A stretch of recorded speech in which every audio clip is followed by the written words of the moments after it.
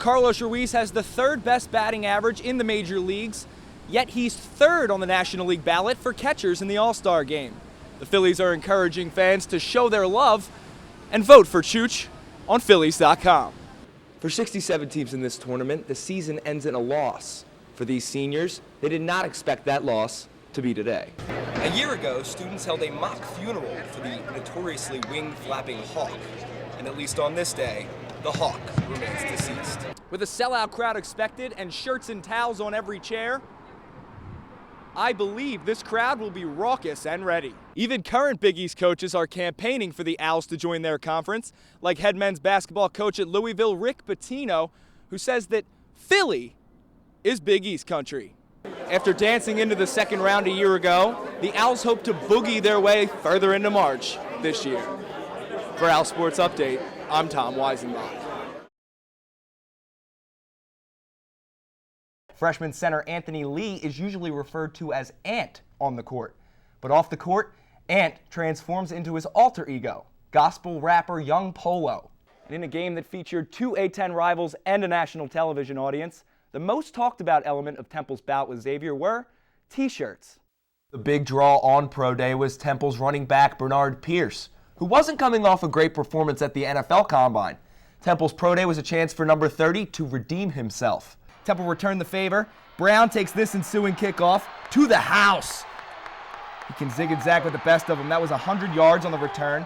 Brown ends up getting the MAC Special Teams Player of the Week for this run. Brandon McManus would convert on the extra point, and the Owls take the lead 7-6.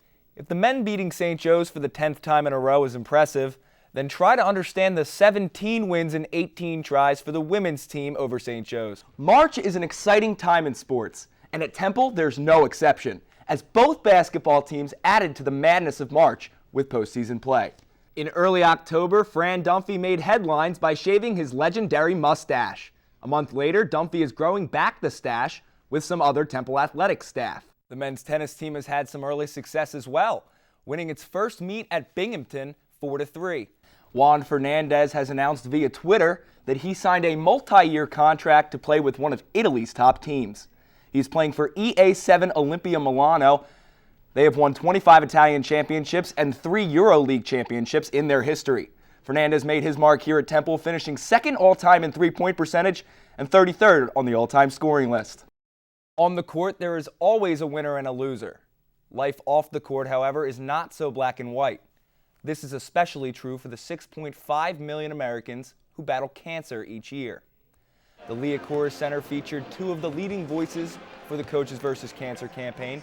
Phil Martelli and Fran Dunphy swapped their dress shoes for sneakers in the National Suits and Sneakers Weekend. The rivalry between these teams may be heated on the court, but off the court, there is nothing but respect for a common goal. The men weren't the only team playing some postseason basketball, as the women hosted their first-round matchup of the WNIT on North Broad. They took on Quinnipiac in McGonigal Hall, and Kristen McCarthy, dirty, the good kind. That one came just before halftime to contribute to her 13 points and 12 rebounds. Shea Petty had a memorable day as well, going over 1,000 points in 2 years at Temple. The Owls win easily, 75-60. All I have to say about number 2 is stiff arm. Matt Brown says, "Get off me," to a Bowling Greener who is much larger than him. But of course, everyone's larger than Matt. We're on the men's hardwood now, and the Hawks won the tip. And on the first play of the game, Langston Galloway hits the jumper. They draw first blood. On the other end of the floor, Juan Fernandez tries to take it to the hoop, and it gets blocked by C.J. Aiken. That set the tone early for the Hawks. Ronald Roberts was virtually unguardable on this one as he comes right down Broad Street for the Monster Tomahawk Slam to put the Hawks up 10. 5 players for the Cherry and White ended the game with 4 fouls, and the Owls have to share the Big 5 title as they lose to the Hawks 82-72. Over. Done. Finished. All words that seniors Juan Fernandez, Michael Eric, and Ramon Moore can now use to describe their college basketball careers. The abruptness of the season ending, especially for a senior, and like, where do you go now? What do you do? There's no practice to go to. It's a rite of passage for a senior to take a step back, and now it's all over, and what do you do? I think it's the finality of it all is staggering. This man on my right, I got to give a lot of credit. He's believed in me, my whole 5 years here. I just want to thank Temple University for giving me the opportunity to play here. It's just been great. For 67 teams in this tournament, the season ends in a loss. For these seniors, they did not expect that loss to be today. It still hasn't hit me yet that, this is my final game, but I've learned a lot. I love my teammates, and I want to miss these guys. They've won a lot of games together. They've been to 4 NCAA tournaments together, and I feel badly that we ended it like this, but I hope that they will continue to play basketball for a long time to come. And Mike's already graduated, Juan and Ramon will do that this year, and very proud of everything that they have given to Temple. And when this group looks back, they will have a lot to be proud of.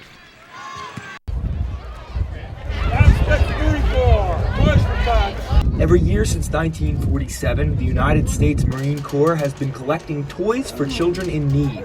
Their mission is to deliver hope and happiness to the children of families who are struggling during the holiday season. The program, now known as Toys for Tots, began its collection drives during the month of October and don't stop until just before Christmas. Once it gets closer to Christmas, especially after Thanksgiving, that's when we flip it into high gear, and we're constantly doing events. We're constantly collecting.